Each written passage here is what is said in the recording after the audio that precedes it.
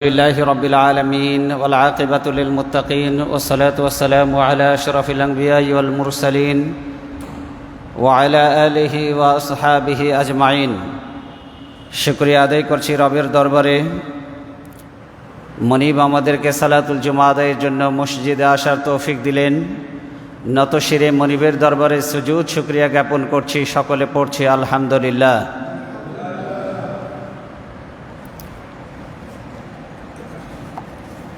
আমরা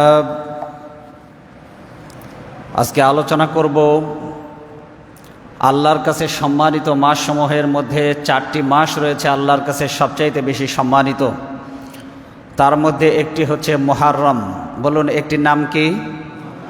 আল্লাহ সুবহানাহু ওয়া তাআলা পবিত্র কোরআনে বলেন, ইন্না ইদ্দাতাশ শুহুরি ইনদাল্লাহি 12 শাহরান ফি কিতাবিল্লাহি ইয়াওমা খালাকাস সামাওয়াতি ওয়াল আরদা মিনহা আরবাআতুন হুরুম। আল্লাহ বলছেন, আল্লাহর কাছে আসমান এবং জমিন সৃষ্টির প্রথম দিন থেকেই আল্লাহর কাছে মাসের গণনার ধারাবাহিকতায় মাসের সংখ্যা হলো 12টি। আল্লাহর কাছে সংখ্যার দিক থেকে, গণনার দিক থেকে মাসের সংখ্যা কতটি? 12টি। আল্লাহ বলছেন এটা আসমান জমিন যেই দিন থেকে সৃষ্টি হয়েছে সেই দিন থেকেই। আল্লাহ সুবহানাহু ওয়া তাআলা তিনি আরও বলছেন, মিনহা আরবাআতুন হুরুম। এই মাসগুলির মধ্যে চারটি মাস হচ্ছে আল্লাহর কাছে সবচাইতে বেশি সম্মানিত। কয়টি মাস? মুহররম, জিলকাদা, জুলহজ্জা, আর একটা হচ্ছে রজব। তার মধ্যে মুহররম মাস আল্লাহর কাছে সম্মানিত মাস। মুহররম মাস সম্পর্কে আল্লাহ রাসূল সাল্লাল্লাহু আলাইহি ওয়াসাল্লাম বলেছেন, মুহররম মাস হচ্ছে আল্লাহর মাস। মুহররম মাস কার মাস? সবাই বলুন, মুহররম মাস কার মাস? আল্লাহর মাস। তো আল্লাহর দেওয়া এই সময় আমাদের কদর করতে হবে, নিয়ামত মনে করতে হবে। তো আসুন মুহররমের গুরুত্ব ফজিলত সম্পর্কে আমরা আগে জানার চেষ্টা করি। আল্লাহ রাসূল সাল্লাল্লাহু আলাইহি ওয়াসাল্লাম বলছেন,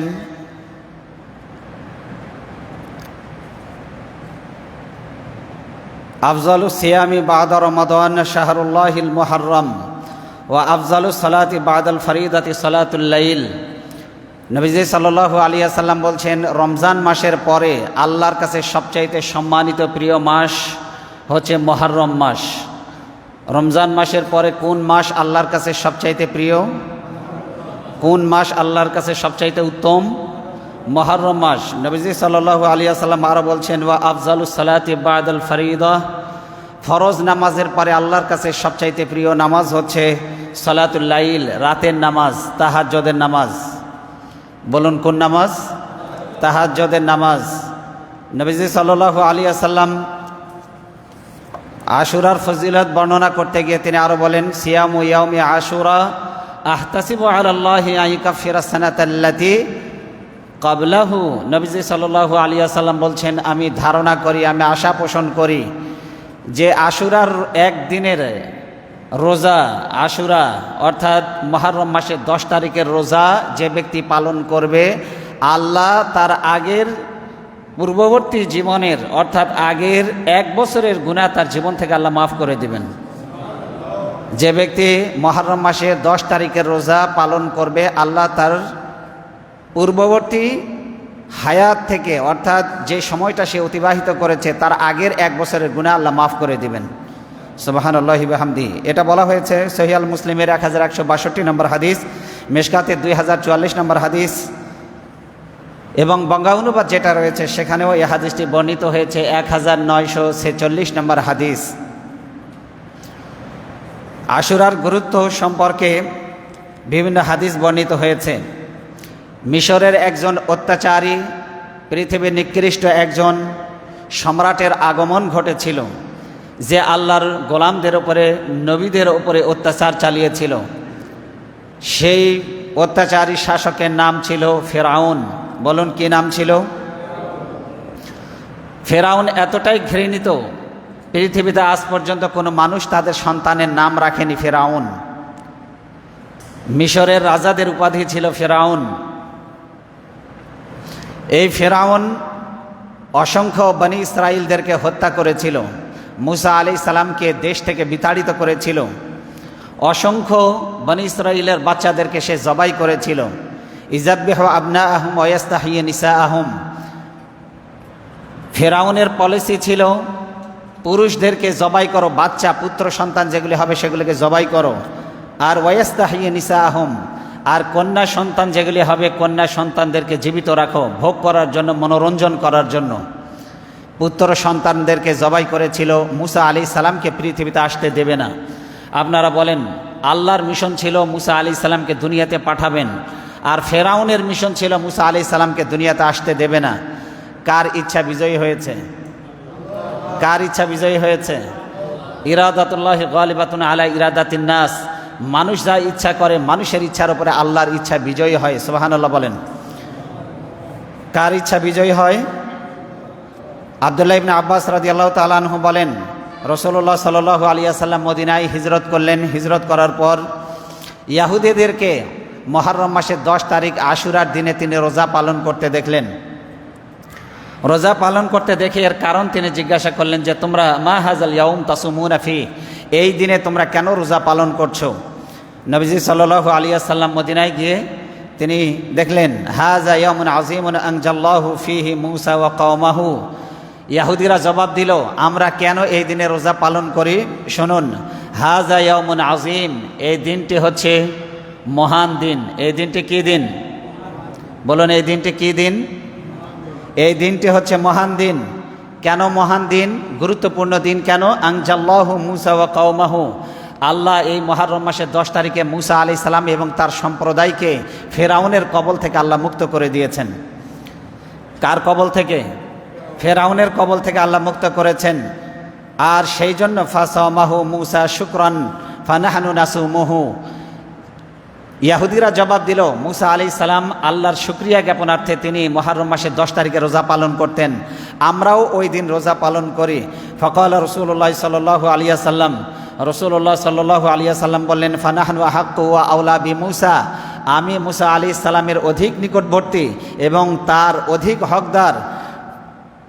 ফাসামাহু রাসূলুল্লাহ সাল্লাল্লাহু আলাইহি ওয়াসাল্লাম, নবীজি সাল্লাল্লাহু আলাইহি ওয়াসাল্লাম নিজেও মুহররম মাসের 10 তারিখে তিনি রোজা পালন করলেন। ও আমার বিসিয়ামিহি, সাহাবায়ে কেরাম বলছেন, আমাদেরকেও নবীজি সাল্লাল্লাহু আলাইহি ওয়াসাল্লাম রোজা পালন করতে আদেশ দিলেন। আমাদেরকেও রোজা পালন করতে কি দিলেন? বলেন, আমাদেরকেও রোজা পালন করতে আদেশ দিলেন। নবীজি সাল্লাল্লাহু আলাইহি ওয়াসাল্লাম নিজেও রোজা পালন করলেন, আমাদেরকেও রোজা পালন করতে আদেশ দিলেন। কোন দিন? মুহররম মাসের 10 তারিখ। তাহলে এই দিন রোজা রাখার দরকার আছে না নাই? সবাই বলেন, আছে না নাই? নবীজি সাল্লাল্লাহু আলাইহি ওয়াসাল্লাম অসংখ্য হাদিসের মধ্যে এটা তিনি বলেছেন।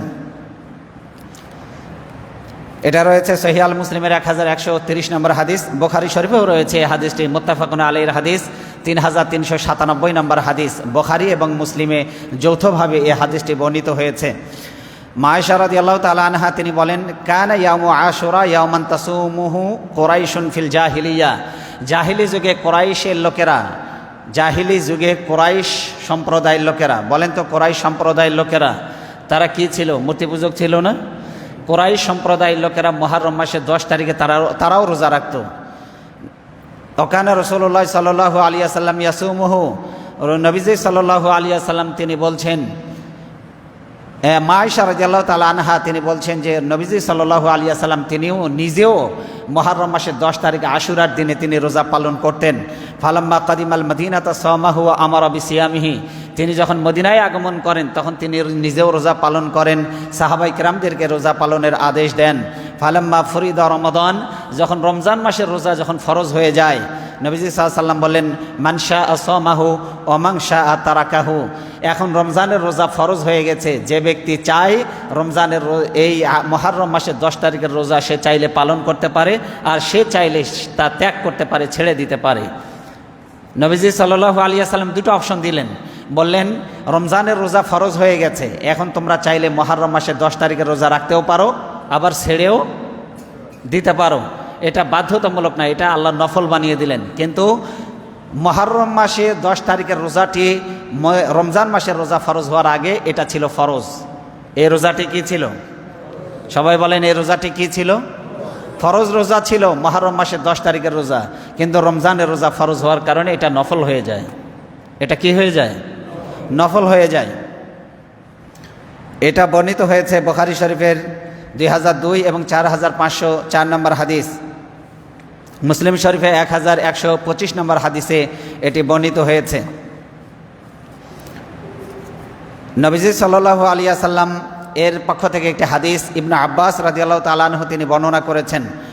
ক্বালু ইয়া রাসূলুল্লাহ, তারা বললেন হে আল্লাহর রাসূল, ইন্নাহু ইয়াউমুন তুআজ্জামুহু, হে আল্লাহর রাসূল, এই মুহররম মাসের 10 তারিখ এমন এক দিন যেই দিন আল ইয়াহুদ ওয়ান নাসারা তুআজ্জামুহু, যারা ইহুদি এবং খ্রিস্টান সম্প্রদায় তারা মুহররম মাসের 10 তারিখে সম্মান করে। তাহলে আমরা কি করব? আপনি না বলেছেন ইহুদি খ্রিস্টান তাদের বিরোধিতা করতে, কিন্তু ইহুদি খ্রিস্টানেরা তো মুহররম মাসের 10 তারিখে সম্মান করে।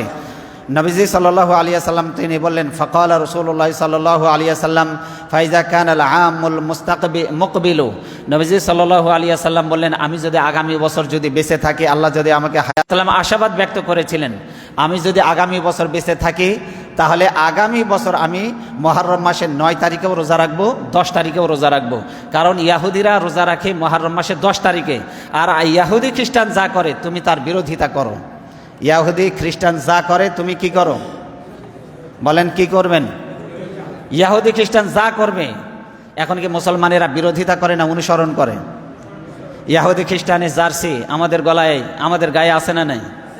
ইহুদি খ্রিস্টান যে ধরনের প্যান্ট পরে সেই ধরনের প্যান্ট আমাদের পোশাক হিসাবে আমরা গ্রহণ করি না?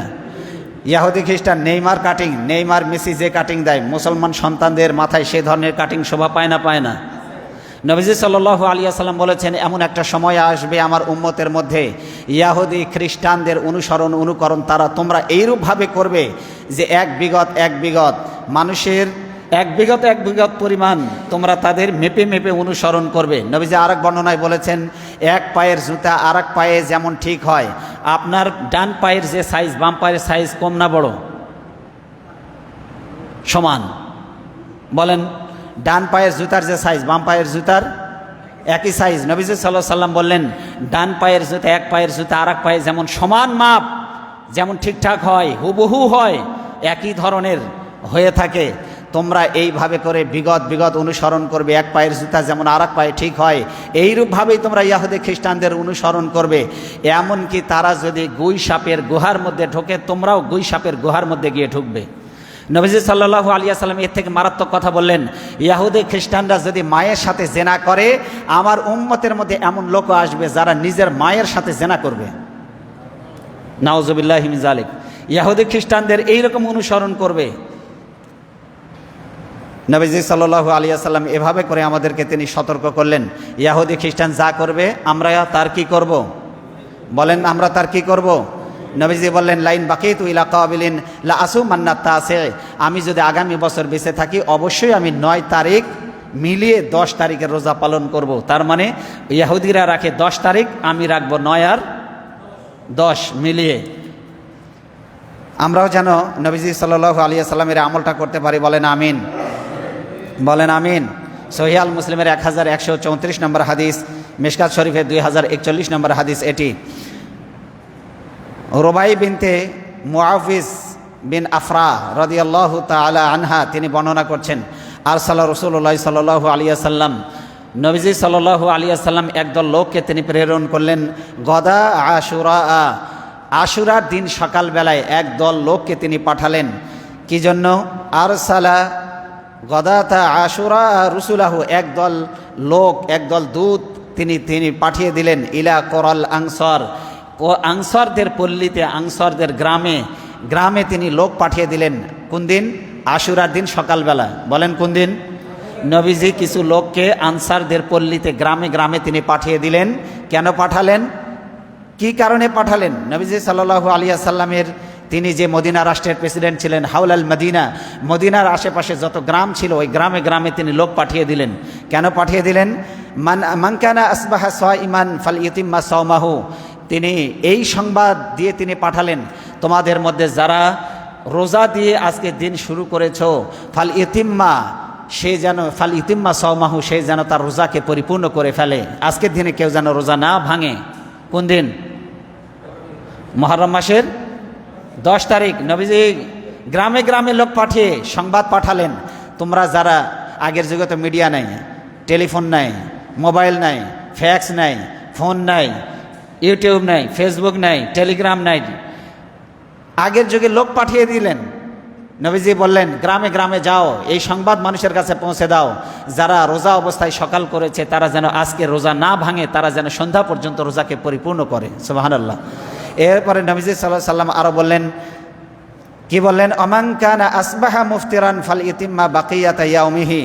নবীজি আরও বললেন যে এখনও যারা রোজা ভাঙে নাই, না খেয়ে আছে, তাদেরকে বলো তারা যেন রোজা আর না ভাঙে, তারা যেন তাদের রোজাটাকে যেন পরিপূর্ণ করে, রোজার যেন নিয়ত করে ফেলে। সুবহানাল্লাহ বলেন। যে ব্যক্তি রোজা না রেখে সকাল করেছে সে কি করবে? সে যেন বাকি দিনটা ওইভাবেই যেন না খেয়ে অতিবাহিত করে। তার মানে কতটা গুরুত্ব দিয়েছেন রাসূল সাল্লাল্লাহু আলাইহি ওয়াসাল্লাম মুহররম মাসের 10 তারিখের রোজাটাকে। নবীজি সাল্লাল্লাহু আলাইহি ওয়াসাল্লাম আরও বললেন, ফাকুন্না বাদা যালিকা নাসুমুহু ও নাসুমা ও তুসাওয়ামু সিবিয়ানানা। নবীজি সাল্লাল্লাহু আলাইহি ওয়াসাল্লামের সাহাবীরা বলছেন, ফাকুন্না বাদা যালিকা নাসুমুহু, এই নবীজির ঘোষণার পরে, নবীজি সাল্লাল্লাহু আলাইহি ওয়াসাল্লামের এই ঘোষণার পরে আমরা রোজা রাখা শুরু করলাম, আমরা রোজা রাখতে শুরু করলাম। ও নুসাওয়ামু সিবিয়ানানা, এমনকি আমরা নিজেরাও রোজা রাখলাম, আমাদের সন্তানদেরকেও আমরা রোজা রাখালাম, আমাদের কোলের বাচ্চাদেরকে রোজা রাখালাম। কোলের বাচ্চা, ভালো করে শুনুন, সাহাবায়ে কেরাম নবীজি সাল্লাল্লাহু আলাইহি ওয়াসাল্লামকে কতটা ফলো করতেন, তার কথা, তার আদেশকে। তিনি সাহাবায়ে কেরাম বলছেন, আমরা আশুরার দিন আসলে পারে নিজেরাও রোজা রাখতাম, আমাদের ছোট ছোট বাচ্চাদেরকে আমরা রোজা রাখাতাম। এরপরে নবীজি সাল্লাল্লাহু আলাইহি ওয়াসাল্লামের সাহাবী বলছেন, সিবিয়ানানা সিগার, ছোট ছোট বাচ্চাদেরকে আমরা এই দিনে রোজা রাখাতাম।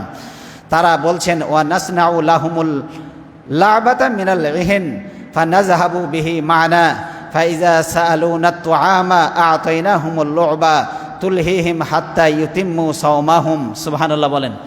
নবীজি সাল্লাল্লাহু আলাইহি ওয়াসাল্লামের সাহাবীরা, মহিলা সাহাবীরা, তারা বলছেন, ছোট ছোট কোলের বাচ্চাদেরকে আমরা যখন রোজা রাখাতাম, ওরা ছোট মানুষ, ওরা তো বোঝে না, ওরা যখন খাবারের যন্ত্রণায় যখন চিল্লাইতো, কাঁদতো, তখন আমরা খেলনা তাদের হাতে তুলে দিতাম, ওরা যখন খেলনা নিয়ে ব্যস্ত হয়ে যেত, ক্ষুধার কথা ভুলে যেত। এভাবে করেই দিন শেষ হয়ে আবার শোভে আপনার দিন শেষ হয়ে আবার সূর্য অস্তমিত হয়ে যেত, সন্ধ্যার আগমন ঘটতো, তখন আমরা তাদেরকে, বাচ্চাদেরকে খেতে দিতাম। আপনি বুঝতে পারছেন? ছোট ছোট বাচ্চাদেরকে মায়েরা রোজা রাখাতো। দিনের অনুশীলন করতে হয় একেবারে ছোট্ট বয়স থেকে। ছোট বয়স থেকে আপনি যদি দিনের অনুশীলন যদি না করান, বড় হয়ে অনেকে বলে, হুজুর ছেলে কথা শোনে না। কথা শুনবে কোত্থেকে? কথা যেই সময় থেকে কথা শোনানোর কথা, আপনার আনুগত্য করে বড় হওয়ার কথা, সেই সময় তো আপনি সেইভাবে তাকে গড়ে তুলতে পারেন নাই। এই জন্য সন্তানদেরকে ছোট্টবেলা থেকে নামাজের অভ্যাস করতে বলা হয়েছে। কেন? কারণ ছোটবেলায় কোমল হৃদয় আপনি যা এঁকে দিবেন, সেইটাই বড় হয়ে তার অভ্যাসে পরিণত হবে। কথা বলেন ঠিক কিনা? এই জন্য নবীজি বলছেন, 7 বছর বয়স থেকে সন্তানদেরকে নামাজের জন্য কি করো? নামাজের জন্য কি করো? নামাজের জন্য আদেশ করো। আর 10 বছর যখন হয়ে যাবে, নামাজের জন্য প্রহার করো, মারো, পেটাও। নামাজের জন্য সন্তানদেরকে মারাও জায়েজ আছে। এই জন্য ছোট্টবেলা থেকেই ইবাদত বন্দেগীতে অভ্যস্ত করে তুলবেন। অনেক ছোট ছোট বাচ্চারা রমজান মাসে রোজা রাখে, রাখে না? রাখে না? এটা অত্যন্ত ভালো কাজ। আর অনেক মা বাবা আছে, সন্তানদেরকে জোর করে আপনারা রোজা ভাঙান। কেন? কোচিং করতে কষ্ট হবে। কোচিং করতে কি হবে? স্কুল করতে কি হবে? কষ্ট হবে। স্কুল কোচিংয়ের জন্য মা বাবা সন্তানদেরকে রোজা রাখতে বাধ্য, রোজা ভাঙতে বাধ্য করে। অথচ আপনি কি জানেন, নিষ্পাপ বেগুনা মাসুম বাচ্চা যখন কোনো নেক আমল করে, ওই নেক আমলের সওয়াব, যেহেতু তার পাপও নাই, পুণ্যও নাই, এই জন্য নিষ্পাপ বেগুনা মাসুম বাচ্চা যাদের আমল নামা এখনো জারি হয়নি, তারা যদি কোনো ভালো কাজ করে, এই ভালো কাজের সব পিতামাতার আমল নামায় লেখা হয়। সুবহানাল্লাহ। তাহলে এই যে ছোট ছোট বাচ্চাদেরকে 7 বছর বয়স থেকে নামাজ পড়াবেন, শরীয়তের বিধান জারি হয়নি, কিন্তু ও নামাজ পড়ে যে সওয়াব পাবে, ওই সওয়াব আপনার আমলনামায় লেখা হবে। এই জন্য সন্তানদেরকে এখন থেকেই দ্বীনি কাজে অভ্যস্ত করে তুলবেন। রাজি আছি তো ইনশাআল্লাহ? বলেন, রাজি আছি তো ইনশাআল্লাহ? তাহলে মুহররম মাসের কয় তারিখে আমরা রোজা পালন করব? 10 তারিখ। সাথে কি করব? 9 তারিখ। নবীজি বলেছেন, যদি বেঁচে থাকি তাহলে ইনশাআল্লাহ আমি 9 তারিখের সাথে 10 তারিখ মিলিয়ে রোজা করব। কিন্তু নবীজি আগামী বছর রোজা রাখার ইচ্ছে করেছিলেন যে 9 তারিখ 10 তারিখ 2 দিন রাখবেন, কিন্তু আগামী আশুরা আসার আগেই তিনি দুনিয়া থেকে তিনি বিদায় গ্রহণ করেন। এই জন্য তিনি আর এই আমলটি করে যেতে পারেননি। কিন্তু নবীজি ইচ্ছা করেছিলেন, নবীজির ইচ্ছাকে সম্মান দেওয়ার দরকার আছে না নেই? এই জন্য আপনি আমি যখন রোজা রাখবো, বাড়ির মেয়েদেরকে বলে দেব তোমরা 10 তারিখে রোজা পালন করবে, 10 তারিখের সাথে 9 তারিখেও রোজা পালন করবে। আল্লাহ আমাদের 1 বছরের গুনাহ, অতীত জীবনের 1 বছরের গুনাহ আল্লাহ আমাদের জীবন থেকে মাফ করে দিবেন। আমরা যেন এই নেক আমলগুলি করতে পারি, বলেন আমিন। এখন আসুন, সময় আল্লাহর দেওয়া বড় নিয়ামত, কথা বলেন ঠিক কিনা? বলেন ঠিক কিনা? পৃথিবীতে যত দামি সম্পদ আছে এর মধ্যে সবচেয়ে দামি সম্পদের নাম কি জানেন? সময়। আল্লাহ সময়ের কসম করে একটা সূরা নাজিল করেছেন, সূরার নাম হচ্ছে সূরা আল আসর। বলেন কোন সূরা? সূরা আসর। আল্লাহ বলছেন ওয়াল আসর ইন্নাল ইনসানা লাফি খুসর। সময়ের কসম করে বলছি, প্রত্যেকটা মানুষ ক্ষতিগ্রস্ত। প্রত্যেকটা মানুষ কি ক্ষতিগ্রস্ত, ধ্বংস। আল্লাহ বলছেন ইল্লাল্লাযীনা আমানু ওয়া আমিলুস সালিহাত। কিন্তু 4 শ্রেণীর মানুষ ধ্বংসপ্রাপ্ত হয়নি। কয় শ্রেণীর মানুষ? 4 শ্রেণীর মানুষ ধ্বংস হয়নি। আল্লাহ বলছেন 1 নম্বরে যারা ঈমান এনেছে। 1 নম্বরে কি বলেন? 1 নম্বরে কি করেছে? ঈমান এনেছে। ও আমিলুস সালিহাত, যারা নেক কাজ করেছে, ঈমানের পরে নামাজ পড়েছে, কোরআন পড়েছে, রোজা পালন করেছে, হজ করেছে, দান সদকা করেছে। ঈমান আনার পরে যারা বসে থাকেনি, নেক কাজ চালিয়ে গেছে, আল্লাহ বলছেন এরা ধ্বংসপ্রাপ্ত নয়। ওয়াতাওয়াসাউ বিল হক ওয়াতাওয়াসাউ বিস সবর। 3 নম্বর হচ্ছে যারা সত্য কাজের, ন্যায় এবং ইনসাফের পক্ষে যারা নিজের জীবনকে উৎসর্গ করেছে। ন্যায় কথা, হক কথা, সত্য কথা তারা বলতে বলতে পর্যন্ত ফাঁসিতে ঝুলেছে, কিন্তু অন্যায়ের সাথে, বাতিলের সাথে কখনো আপোষ করে নাই। এই সমস্ত হকপন্থী লোকেরা তারা ক্ষতিগ্রস্ত নয়, তারা সফল। সুবহানাল্লাহ বলেন। ওয়াতাওয়াসাউ বিস সবর, যারা বিপদে আপদে ধৈর্য ধারণ করেছে। বিপদে আপদে কি করেছে? বিপদ কাদের উপরে আসে বলেন তো? মুমিনদের উপরে আসে। বলেন কাদের উপরে আসে? মুমিনদের উপরে। আর আমরা বিপদ আসলে আল্লাহর প্রতি নারাজ হয়ে যায়, ঠিক কিনা? আল্লাহ খালি আমারই চোখে দেখে, আমার বউরের চোখে দেখে। আমি তাহাজ্জুদ পড়ি, 5 ওয়াক্ত নামাজ পড়ি, আমার বিপদ হওয়া লাগবে কি জন্য? ওই যে পাশের বাড়ির বল্টু, ও তো নামাজ পড়ে না, রোজা রাখে না, ওর কোনো কিছু হয় না, খালি আমারই যত বিপদ। আছে না নাই? বলেন এইরকম কথা বলার লোক আছে না নাই? বিপদ আসলে আল্লাহকে দোষারোপ করে, নাউজুবিল্লাহি মিন যালিক। বারবার কন্যা সন্তান হয় বলে স্ত্রীকে ডিভোর্স পর্যন্ত দেয়, আছে না নাই? আচ্ছা বলেন, ওই মা 2টা কন্যা সন্তান একসাথে প্রসব করেছে। গতকালকে দেখলাম এই ঘটনা ঘটেছে, কোথায় যেন দেখলাম, এটা ঝিনাইদহে দেখলাম। ওই বাচ্চাকে দেখতে পর্যন্ত আসে নাই, সন্তানকে স্ত্রীকে ডিভোর্স দিয়েছে। হসপিটাল থেকে যখন শুনছে 2টা বাচ্চা হয়েছে, কন্যা সন্তান, ওখান থেকে হসপিটাল থেকে অসুস্থ অবস্থায় দেখতে তার আত্মীয় স্বজনকে মারধর করে ওখানেই ডিভোর্স দিয়ে চলে গেছে। আচ্ছা বলেন, এখানে ওই মায়ের কোনো হাত আছে? সায়েন্স বলছে পুত্র এবং কন্যা সন্তান হওয়ার জন্য যদি কেউ দায়ী হয়, তাহলে ছেলে মানুষ দায়ী। কারণ ছেলেদের মধ্যে এক্স এবং ওয়াই দুটোই আছে। আর এখান থেকে এক্স এবং ওয়াই এই দুটোর কোনটা যাচ্ছে, এটার উপরে আপনার সন্তানের জেন্ডার, ছেলে হবে না মেয়ে হবে, এটা নির্ধারিত হয়। স্ত্রীর কোনো দোষ নাই। দোষ যদি দিতে হয়, কার দোষ? ছেলের। আসলে দোষ ছেলেরও না, মেয়েরও না। আল্লাহ বলছে ইয়াখলুকু মা ইয়াশা, আমি যাকে ইচ্ছা কন্যা দেই। ইয়াহাবু লিমান ইয়াশাউ ইনাসা ওয়া ইয়াহাবু লিমান ইয়াশাউ যুকুর, যাকে ইচ্ছা কন্যা দেই, যাকে ইচ্ছা পুত্র দেই। আও ইজাউযুহুম যুকরানা ওয়া ইনাসা, যাকে ইচ্ছা কন্যাও দেই, পুত্রও দেই। আর ওয়াজআলু মান ইয়াশাউ আকিমা, আর আল্লাহ বলছেন আমি যাকে ইচ্ছা কিছুই দেই না। সন্তান নাই এরকমের লোক আছে না নাই? বলেন আছে না নাই? আছে। আল্লাহ বলছে যাকে ইচ্ছা কন্যা দেই, যাকে ইচ্ছা পুত্র দেই। আগে কন্যার কথা না আগে পুত্রের কথা?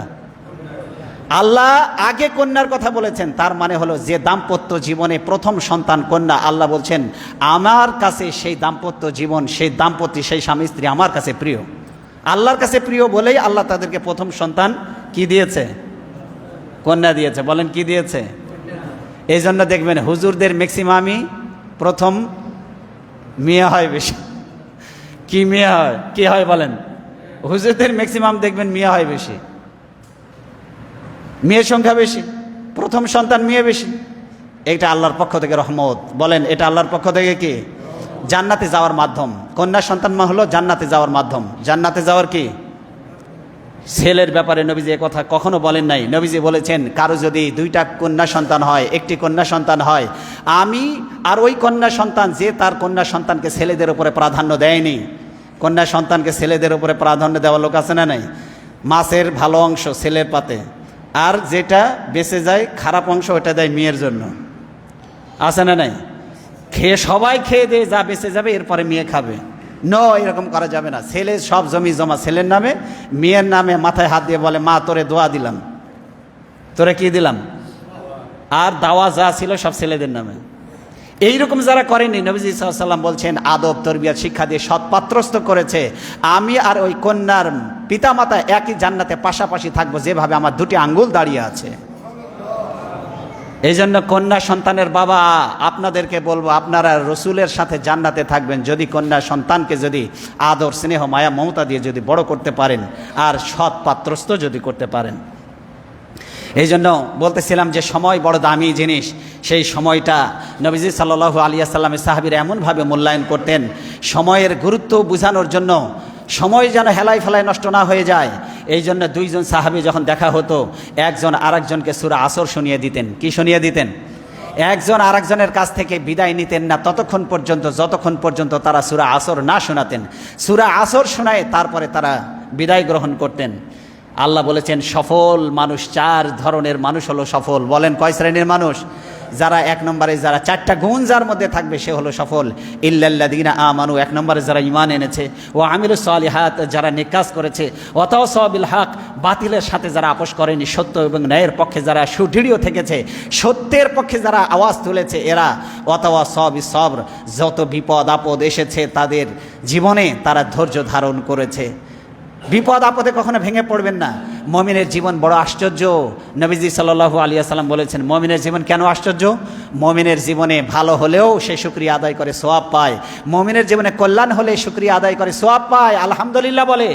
আর মুমিনের জীবনে যখন বিপদ আসে তখন সে আল্লাহর কাছে ধর্ণা দেয়, ইন্না লিল্লাহি ওয়া ইন্না ইলাইহি রাজিউন পড়ে ধৈর্য ধারণ করে। আল্লাহ বলেন ওই পায়ে কাঁটা ফুটেছে, বিপদ হয়েছে, অ্যাক্সিডেন্ট করেছে, পা ভেঙে গিয়েছে, বিপদ হয়েছে, সে আল্লাহ শুকরিয়া আদায় করেছে, তখনও ধৈর্য ধরেছে, আল্লাহ এটার কারণেও তাকে সওয়াব দেন। তাহলে সুখে থাকলে শুকরিয়া আদায় করলেও সওয়াব, বিপদে থেকে ধৈর্য ধারণ করে যদি আল্লাহর প্রতি যদি কৃতজ্ঞতা প্রকাশ করতে পারি সেটাওতেও মুমিন। এই জন্য বাঁচলেও লাখ টাকা, মরলেও লাখ টাকা, হাতির মতো। মুমিনের জীবনে লস বলে কোনো জিনিস নাই। সেই মুমিন বান্দা, আল্লাহ সেই মুমিন বান্দা সম্পর্কে বলছেন ইয়া আইয়ুহাল্লাযীনা আমানু, হে ঈমানদারগণ, ইত্তাকুল্লাহ, আল্লাহকে ভয় করো, ওয়াল তানজুর নাফসুম মা কদ্দামাত লিগাদ, প্রত্যেকেই যেন সে চিন্তা করে আগামী দিনের জন্য সে কি পাঠিয়েছে, আগামী দিনের জন্য সে কি পাঠিয়েছে এটা যেন সে চিন্তা করে। কে বলছেন এই কথা? আল্লাহ বলছেন আগামী দিনের জন্য সে কি পাঠিয়েছে সে যেন চিন্তা করে। আচ্ছা, মনে করেন ইন্ডিয়া যাবেন, আপনার ইন্ডিয়া, আপনি পাসপোর্ট নাই, ভিসা নাই, পকেটে টাকা নেই, রওনা দিলেন, আপনি কি জ্ঞানবান নাকি বোকা? কথা বলতে হবে, জবাব দেন। আপনি হজ করতে গেছেন, মাল সামানা নাই, ভিসা নাই, পাসপোর্ট নাই, টাকা নাই, আপনি হজ করতে যাবেন, রওনা দিচ্ছেন, আপনি কি চালাক লোক নাকি বোকা লোক?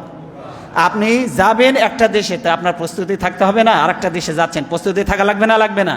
তো এই জগৎ থেকে আরেকটা জগতে যাবেন, আল্লাহ বলছে আমানুত্তাকুল্লাহ, আল্লাহকে ভয় করো, ওয়াল তানজুর নাফসুম মা কদ্দামাত লিগাদ, আগামী দিনের জন্য কি প্রেরণ করেছো সেই জন্য তুমি চিন্তা ভাবনা করো, গবেষণা করো। নবীজি আল্লাহ সুবহানাহু ওয়া তাআলা বললেন আগামী দিনের জন্য কি পাঠিয়েছো সে বিষয়ে তুমি কি করো? চিন্তা করো। কি করো? এই জন্য দিন শেষে চিন্তা করবেন, দিন শেষে চিন্তা করবেন আজকে কয়টা ভালো কাজ করেছি। সবচেয়ে বেশি ভালো হয় যদি আপনি একটা হিসাবের খাতা যদি রাখেন, আজকে কয় ওয়াক্ত নামাজ পড়লাম, কয়টা মিথ্যা কথা বলেছি, সুদ খেয়েছি না ঘুষ খেয়েছি, সারা দিনের বায়োডাটাগুলো যদি এক জায়গায় করে আপনি সন্ধ্যাবেলায় যদি হিসাব করেন, আজকে যা করেছি, আজকে যদি আমার মৃত্যু হয় আমি যাব কোথায়, আর আপনি এইভাবে যদি ক্যালকুলেশন করতে পারেন, দেখবেন আপনার জীবন থেকে আস্তে আস্তে অপরাধগুলি সব বিদায় নিয়ে আপনার জীবন পুত পবিত্র হয়ে যাবে। সুবহানাল্লাহ বলেন। এই জন্য আমাদের হিসাব করতে হবে। হাসিবু ক্বাবলা আন তুহাসাবু, তুমি তোমার নিজের হিসাব করে নাও আল্লাহর কাছে হিসাব দেওয়ার আগে। বলেন মানুষের মেমোরিতে সব সেভ আছে না? কথা বলেন, আছে না নাই? আপনি জীবনে যা পাপ করেছেন এটা কি এখন চোখ বন্ধ করে যদি স্মরণ করেন, অতীত জীবনে আমি কোথায় কি করেছি, কোন হোটেলে কি করেছি, কোন বাগানে কি করেছি, কোন পার্কে কি করেছি, কোন অন্ধকারে কি করেছি, সব কিছু মনে পড়বে না? পড়বে না? বলেন সব আপনার মেমোরিতে সেভ আছে। আপনি অতীত জীবনের সব কর্মকাণ্ডগুলি আল্লাহর কাছে ভিডিও আকারে সংরক্ষিত আছে। আপনি এই মুহূর্তে মারা গেলে আপনার কি হওয়া উচিত এটা আপনি চোখ বন্ধ করলে আপনি নিজেই বুঝে ফেলবেন। আপনার হিসাব করার জন্য অন্য কাউকে লাগবে না। এই জন্য আল্লাহ কোরআনে বলেছেন ওয়াকুল্লা ইনসানিন আলজামনাহু তায়রাহু ফি উনুকিহি ওয়া নুখরিজু লাহু ইয়াওমাল কিয়ামাতি কিতাবান ইয়ালকাহু মানশুরা। গলার ভিতর থেকে আমি এটাকে প্রিন্ট আউট করে বের করব। এই গলার ভিতরে মানুষের জীবনের সমস্ত কর্মকাণ্ডগুলি আল্লাহ বলেন আমি সংরক্ষণ করেছি। কোথায়? মানুষের গলার ভিতরে এটা সংরক্ষণ করা হয়েছে। মাইক্রোচিপসের মধ্যে আপনার জীবনের সব কর্মকাণ্ড আছে। কিয়ামতের দিন এটাকে প্রিন্ট করে আপনার হাতে ধরিয়ে দেওয়া হবে। এই আল্লাহর দেওয়া নিয়ামত, এগুলি আজকে আমরা কিভাবে ব্যয় করছি? আজকে যৌন উন্মাদনা, আবেগ আর উচ্ছ্বাসের কাছে আমাদের জীবনের মূল্যবান সময়গুলিকে আমরা বিক্রি করে নষ্ট করে দিয়েছি। কিভাবে? দেখুন, আমি এই হাদিসটা বলে তারপরে আমি বাস্তব প্রেক্ষাপটটা আপনাদেরকে বুঝাচ্ছি। নবীজি সাল্লাল্লাহু আলাইহি শাদ্দাদ ইবনে আউস থেকে বর্ণিত, নবীজি সাল্লাল্লাহু আলাইহি সাল্লাম বলেন, সবচেয়ে জ্ঞানী ব্যক্তিকে, সবাই ভালো করে শুনুন, আল কাইয়িসু মান দানা নাফসাহু ওয়া আমিলা লিমা বাদাল মাউত। নবীজি সাল্লাল্লাহু আলাইহি সাল্লাম বলছেন, সবচেয়ে জ্ঞানী ব্যক্তি ওই ব্যক্তি যে মৃত্যু পরবর্তী জীবনের জন্য প্রস্তুতি গ্রহণ করে। সবচেয়ে জ্ঞানী ব্যক্তিকে মৃত্যু পরবর্তী জীবনের জন্য প্রস্তুতি গ্রহণ করে, সেই ব্যক্তিটা হলো সবচেয়ে জ্ঞানী, সবচেয়ে। কিন্তু ইমানদারদেরকে আজকাল বোকা মনে করা হয়, সহজ সরল লোক, কাউকে ঠকায় না, লোকে তাকে কি মনে করে বলেন তো? বোকা। কিন্তু আল্লাহ কি বলছেন? আল্লাহ রসুল বলছেন সবচেয়ে জ্ঞানী ব্যক্তি সে, চালাক লোক সে, যে বসে থাকে না, মৃত্যু পরবর্তী জীবনের জন্য প্রস্তুতি নেয়। আর সবচেয়ে বোকা ব্যক্তিকে ওয়াল আজিজু মান ইত্তাবা নাফসাহু হাওয়াহা ওয়া তামান্না আলাল্লাহ।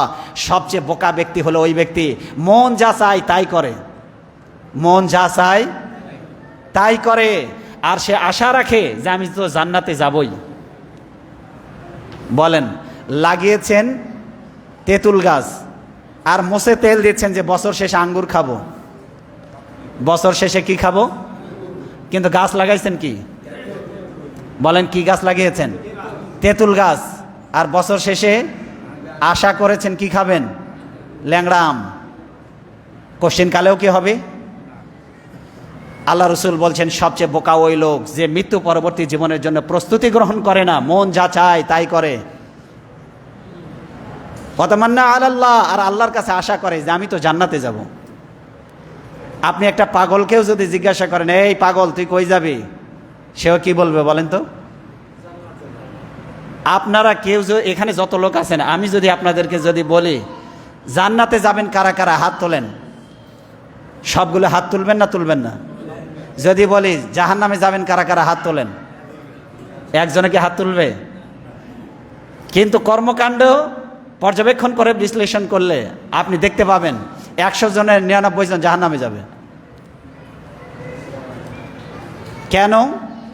বর্তমান প্রেক্ষাপটের সাথে মিলাই দিব মিলায়ে বলেন, বর্তমান সময়ে সবচেয়ে উন্মাদনার বিষয়বস্তু কি বলেন তো? বর্তমান সময় এখন কি চলছে বলেন, কি চলছে? বিশ্বকাপ। এই বিশ্বকাপকে কেন্দ্র করে কত পাপাচার। সেই দিন নিউজে দেখলাম নিউ ইয়র্কে প্রায় কয়েক লক্ষ যৌনকর্মী ভাড়া করা হয়েছে। বিদেশ থেকে যে সমস্ত লোকেরা খেলা দেখতে মাঠে সরাসরি অংশগ্রহণ করবে, এই সমস্ত লোকেরা অগ্রিম যৌনকর্মী ভাড়া করে রেখেছে।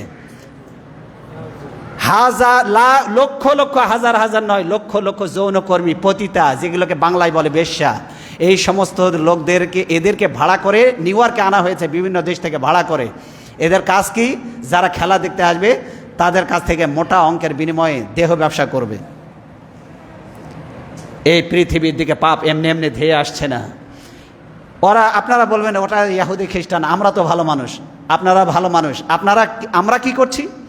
আল্লাহ বলছেন, ইয়া আইয়ুহাল্লাযীনা আমানু ইন্নামাল খামরু ওয়াল মাইসিরু ওয়াল আনসাবু ওয়াল আজলামু রিজসুম মিন আমালিশ শাইতান। আল্লাহ বললেন, হে ঈমানদার লোকেরা, ইন্নামাল খামরু, নিশ্চয় মদ। 1 নম্বরে কি? মদ। ওয়াল মাইসির ওয়াল আনসাব, মাইসির মানে হলো জুয়া। 2 নম্বরে কি? ওয়াল আনসাব। 3 নম্বরে হলো মূর্তি পূজার ব্যাধি। যত ভাগ্য নির্ধারক স্বরসমূহ আছে, ওয়াল আনসাব ওয়াল আজলাম, আনসাব এবং আজলাম আল্লাহ বলেছেন, একটা বলেছেন মূর্তি পূজার ব্যাধি, মূর্তি পূজার উপকরণ, আর একটা বলেছেন সরাসরি মূর্তি পূজা, আর একটা বলেছেন জুয়া, আর একটা বলেছেন মদ। আল্লাহ কোরআনে বলেছেন এগুলি হলে শয়তান কর্তৃক উদ্ভাবিত নোংরা কাজ। এগুলো কার কাজ? 1 নম্বরে বলেছেন মদ। বলেন 1 নম্বরে। তাহলে মদ যদি শয়তানের কাজ হয়, তাহলে মদ খায় কি ভালো মানুষ না শয়তান? 2 নম্বরে আল্লাহ বলছেন জুয়া হলো শয়তানের কাজ। কি 2 নম্বরে? জুয়া। আচ্ছা, জুয়া শয়তানের কাজ যদি হয়, তাহলে যে জুয়া খেলে সে কি হবে? সেও শয়তান আল্লাহর ভাষা অনুযায়ী, কারণ শয়তানের কাজ তো শয়তানই করবে, ঠিক কিনা? কিন্তু আজকাল বিশ্বকাপকে কেন্দ্র করে জুয়ার সয়লাভ, বন্ধুদের মধ্যে জুয়া, ফ্রেন্ডের মধ্যে জুয়া, ক্লাবে জুয়া, জুয়া রীতিমতো সয়লাভ হয়ে গেছে বন্যার পানির মতো। এই যে মোবাইলে এখন এই যে ফুটবল খেলতে গিয়ে মোবাইলে, তারপরে আপনার ব্যাটিং খেলতে গিয়ে এখানেও জুয়া আছে না নাই? জুয়া কাকে বলে? এক দল লাভবান হবে, এক পক্ষ লাভবান হবে, আর এক পক্ষ ক্ষতিগ্রস্ত হবে, এটাকেই বলা হয় জুয়া। এটার কারণে কি হয়? সামাজিক ভ্রাতৃত্ব নষ্ট হয়ে যায়, ফিতনা ফাসাদ বাড়ে, সমাজের দারিদ্রতা বাড়ে, অলসতা বাড়ে, ডিপ্রেশন বাড়ে। এগুলির কারণে শত্রুতা। আল্লাহ বলছেন ইন্নামা ইউরিদু শাইতানু আইয়ুকিয়া বাইনাকুমুল আদাওয়াতা ওয়াল বাগদা।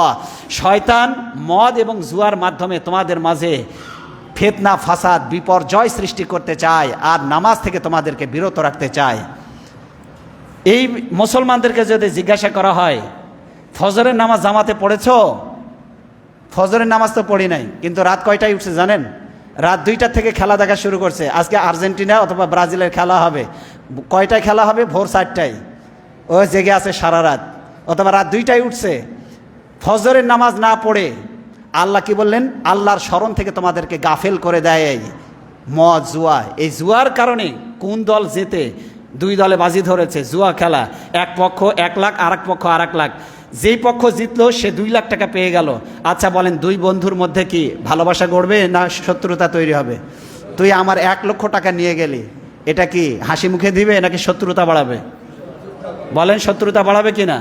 ওই যে যুবক, সে যে 1 লক্ষ টাকা হারালো, সে ওই নেশা থেকে আর বেরোতে পারবে না। আস্তে আস্তে সে নষ্ট হতে হতে, সে নিঃস্ব হতে হতে পথের ফকির হয়ে যাবে।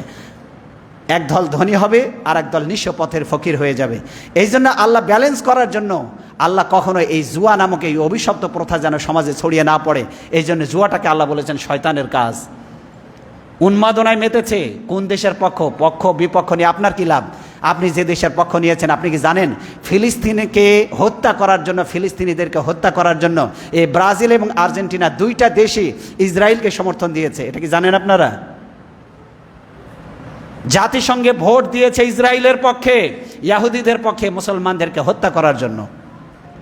আর আমরা সেটা নিয়ে পক্ষ নিয়ে বিপক্ষ নিয়ে সময়ের অপচয়, অর্থের অপচয়। পতাকা কিনেছে 1.5 কিলোমিটার, 2 কিলোমিটার, 5-7 কিলোমিটার লম্বা পতাকা কিনেছে। এই অর্থের অপচয় কিনা বলেন আপনারা? জায়গা জমি বিক্রি করে স্ত্রীর গহনা বন্ধক রেখে পতাকা তৈরি করেছে, কি লাভ? উন্মাদনা তৈরি করে দেওয়া হয়েছে, উচ্ছ্বাস তৈরি করে দেওয়া হয়েছে, সময়ের অপচয়। এই জাতিকে বিকলাঙ্গ বানিয়ে দেওয়া হয়েছে। যাই দেখেন, পড়ার টেবিলে নাই, খেলাধুলা নিয়ে ব্যস্ত, নামাজ নাই। নামাজ, আর যদি নামাজের সময় হয়ে যায় তাহলে দেখবেন ব্রাজিল আর্জেন্টিনার খেলা যদি হয়, আমি বলে দিচ্ছি 95 জন মুসলমান, নামাজই অনেক মুসলমান ওই ওয়াক্তে নামাজ প্রয়োজনে কাজা করবে, তাও খেলা মিস করবে না। উন্মাদনায় ভেসে গিয়েছে। আল্লাহর দেওয়া এই সময়গুলিকে কিভাবে অপচয় করা হচ্ছে। গোটা জাতি দাজ্জাল এই পৃথিবীতে আসলে গোটা জাতি যে দাজ্জালের পিছনে ছুটবে, এটা তার বাস্তব প্রমাণ। সমাজে মাত্র 2-1 জন লোক পাবেন যারা দাজ্জালের পিছনে যাবে না। এই গোটা উন্মাদনা দেখে অনেক নামাজি মুসলমান পর্যন্ত এই উন্মাদনায় ভেসে গিয়েছে। এগুলি থেকে আমাদের ভাইয়েরা সতর্ক হতে হবে। দুনিয়া খেলতামাশার জায়গা নয়। এই দুনিয়ার সময়টাকে হেফাজত করো। এটার উপরে সফলতা ব্যর্থতা নির্ভর করবে। Success of life depends on the best use of time. সময়ের সদ্ব্যবহারের উপরে জীবনে সফলতা নির্ভর করে। এটা দুনিয়ার সফলতাও সময়ের সঠিক ব্যবহার, আখিরাতের সফলতাও নির্ভর করে সময়ের সঠিক ব্যবহারের উপরে। কিয়ামতের দিন আল্লাহ 5টা প্রশ্ন করবেন। তার মধ্যে একটা প্রশ্ন, তুমি তোমার যৌবনকাল কোন কাজে কাটিয়েছো বলো। এই যৌবনকালটা যেন খারাপ কাজে ব্যয় না হয়। এই ফুটবল খেলাকে কেন্দ্র করে গোটা দুনিয়াতে জেনা ব্যভিচার ছড়িয়ে পড়েছে, গোটা দুনিয়াতে জুয়া ছড়িয়ে পড়েছে ব্যাপকভাবে। আল্লাহর গজব নাজিল হতে এই পৃথিবীতে খুব বেশি সময় লাগবে না। এই জন্য আমার যুবক ভাইয়েরা, তরুণ ভাইয়েরা, আমার ওই সমস্ত ভাইয়েরা যারা আপনারা আজকে উন্মাদনায় ভেসে গিয়েছেন, ইয়াহুদি নাসারাদের জাল থেকে বেরোতে পারছেন না। ঈমান এবং আমলকে লালন করুন, কোরআন সুন্নাহ অনুযায়ী জীবনকে গড়ুন। আল্লাহ যেন আমাদেরকে তৌফিক দেন, বলেন আমিন। হাযা মা ইনদি ওয়াল ইলমু ইনদাল্লাহ আলাইহি তাওয়াক্কালতু ওয়া ইলাইহি উনীব। আমরা কাতার সোজা করি, সুন্নত